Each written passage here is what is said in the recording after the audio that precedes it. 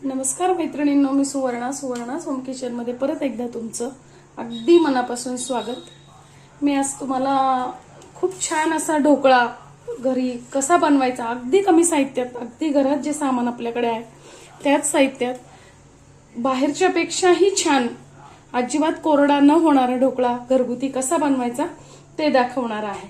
वेळेवर आपल्याकडे पाहुणे येतात आणि हा ढोकळा अगदी 10च मिनिटात तयार होतो। आपल्याकडे वेळेवर पाहुणे आल्यानंतर आपल्याला प्रश्न पडतो काय करायचं, तर हा ढोकळा बघितल्यानंतर तुम्हाला असा अजिबात प्रश्न पडणार नाही की त्यांच्यासाठी स्पेशल काय करायचं। तर सगळ्यात पहिल्यांदा मी इथे घेतले एक छान खोल ताट।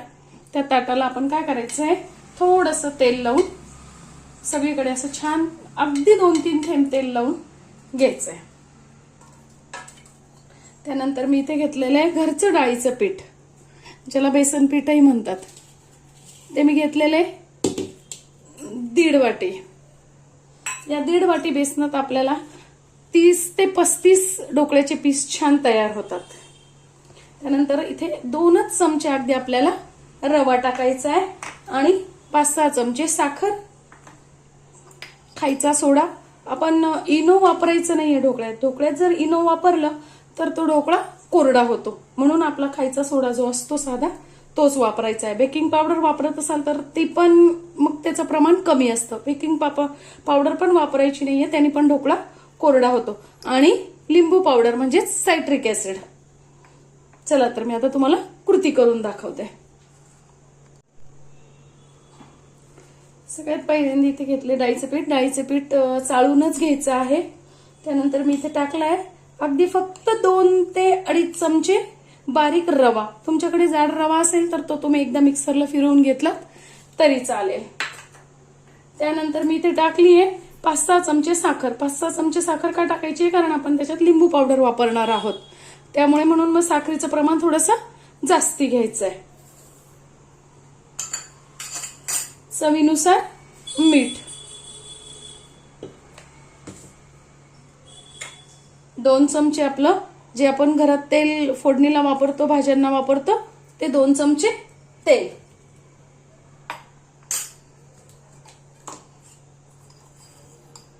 आणि अर्धी वाटी 1.5 ते 2 वाटी डाळीच्या पिठासाठी अर्धा चमचा सायट्रिक ऍसिड। आता हे सगळं छान मिक्स करून घ्यायचंय। अगदी सोपी पद्धत आहे हा ढोकळा बनवण्याचा आणि खूप झटपटही तयार होतो।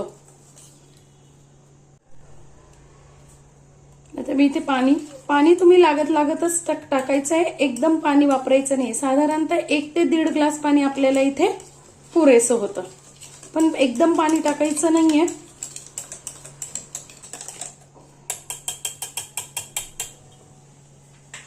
आपल्याला करायचंय इतकंच पातळ, खूप घट्टही नाही आणि खूप पातळही नाही। आता हे 2 मिनिटं पीठ असंच ठेवायचं आहे।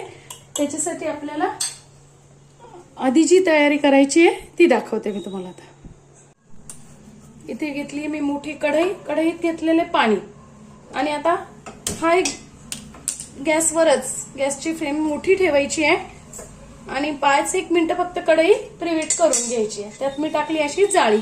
तुम्ही स्टीलची थाळी वगैरे छोटी घरात असती डिश, ती खाली टाकली तरी चालेल। त्यामुळे काय होतं, आपण जे ढोकळ्याचं ताट ठेवणार आहे त्यात पाणी जात नाही। एक 5 मिनिटासाठी आपण पाणी छान गरम करून घ्यायचंय।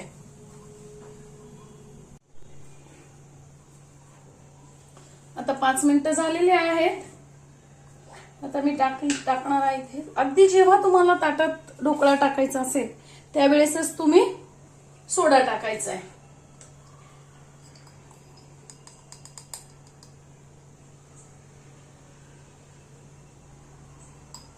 इथे टाकलाय मी 1 चमचा सोडा। सोडा टाकल्यानंतर काय करायचंय, हे जे पीठ आहे ते एकाच दिशेला फिरवायचंय। 1 ते 1.5 मिनिटं फक्त आपल्याला ते एकाच दिशेला छान फिरवून घ्यायचंय। बघा आता पिठाचा कलरही बदलला आहे छान।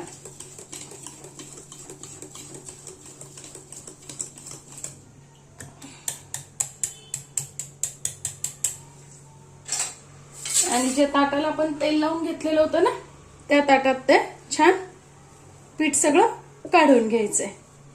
खूप सोपी पद्धत आहे, खूप छान तयार होतो आपला ढोकळा. घरच्या घरी इतका छान ढोकळा आपल्याला करता येतो.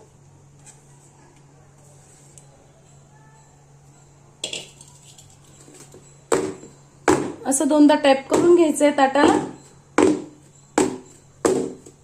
तुम्हाला माझे ह्या रेसिपी कशा वाटतात कमेंट्समध्ये नक्की सांगा. माझ्या चॅनलला सबस्क्राईब, लाईक आणि शेअर नक्की करा.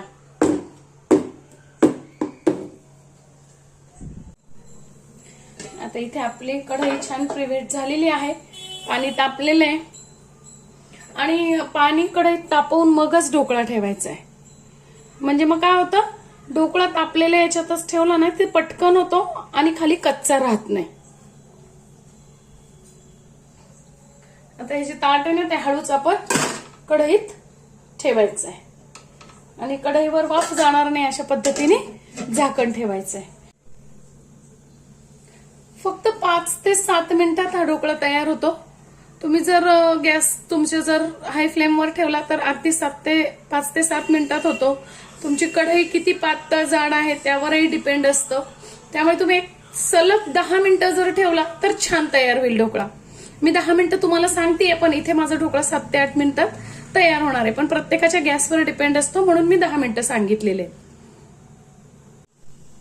चला तर मैत्रिणींना, आता इथे मी 7-8 मिनिटं होऊन गेलेले आहेत. आता एकदा मी ताट काढून बघते. बघा किती छान आपला ढोकळा तयार झाला आहे. तर आता काय करायचंय, टूथपिक किंवा मग सुरी घ्यायची आहे आणि त्याने फक्त असं बघायचंय की आपल्या ढोकळ्याला काही खाली चिटकते की सुरीला. जर सुरीला चिटकला ढोकळा तर 1-2 मिनिटं अजून वाफ द्यायची. आता आपली सुरी क्लीन निघाली आहे म्हणजे आपला ढोकळा झालेला आहे. तर गॅस बंद करून टाकायचा आहे. 1 मिनिटासाठी ताट तसंच ठेवायचं आहे आतमध्ये आणि हळूच ताट असं काढून घ्यायचंय.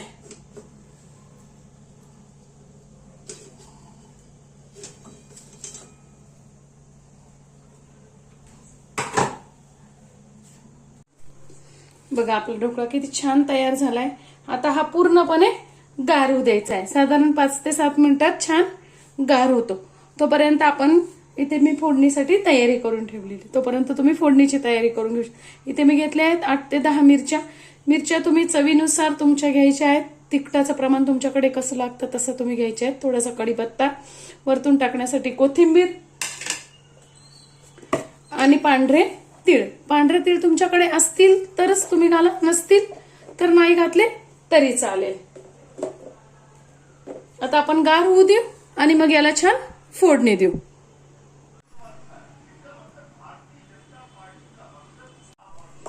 बघा आपला ढोकळा आता गार झालेला आहे छान. कढाई छान अशा सुटलेल्या आहेत. अशा कडा सुटल्या की समजायचं आपला ढोकळा गार झालेला आहे.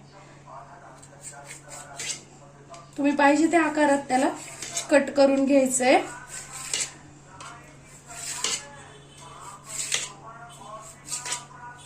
बघा सुरीलाही चिटकत नाही म्हणजे आपला ढोकळा छान तयार झालेला आहे. अगदी कमी साहित्यात, घरगुती साहित्यात बाहेरच्या पेक्षाही सुंदर ढोकळा आपला घरी छान तयार होतो. त्यावर टाकायचे तसे तीळ. मी इथं फोडणीसाठी कढई ठेवलेली आहे. कढईत टाकायचंय थोडंसं 1-2 ते 2.5 चमचे तेल आणि छान मस्त कडक फोडणी द्यायची आहे. फोडणीसाठी मी इथे घेतली आहे अंदाजी अर्धा ते 1 चमचा मोहरी. तुम्ही तुमच्या आवडीनुसार कमी जास्ती मोहरी जिरं करू शकता. मोहरी छान तडतडली की मगच आपल्याला टाकायचंय जिरं.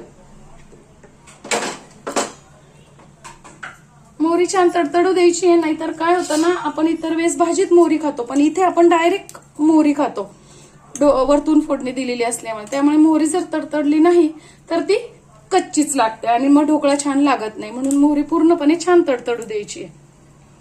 इथे घेतलेत मी 7 ते 8 मिरच्या. मिरच्या काय करायच्या मधून कापून घ्यायच्या आहेत. नाहीतर जर तुम्ही पूर्ण मिरची घेतली तर ती तेलात फुटू शकते.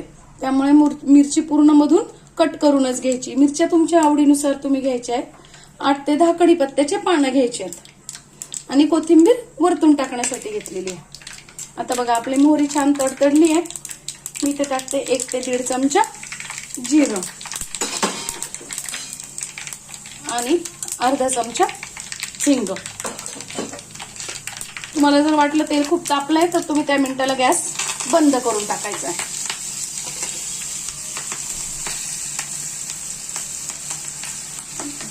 आता ही फोडणी आपण छान कडक फोडणी तयार केलेली आहे ना, ती अशी ढोकळ्यावर छान पसरवून घ्यायची आहे.